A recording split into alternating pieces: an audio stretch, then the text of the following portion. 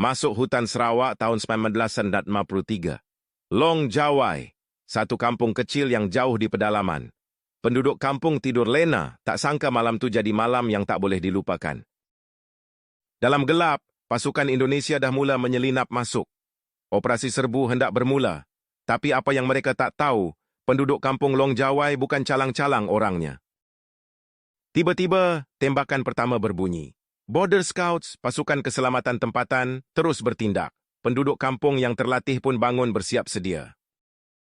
Dalam keadaan gelap gelita, pertempuran berlaku.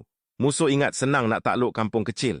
Tapi penduduk Long Jawai ada kelebihan. Mereka kenal setiap sudut hutan ni. Subuh naik, pasukan Indonesia terpaksa berundur. Kalah dengan penduduk kampung. Inilah kisah yang tunjuk, jangan pandang rendah pada orang kampung.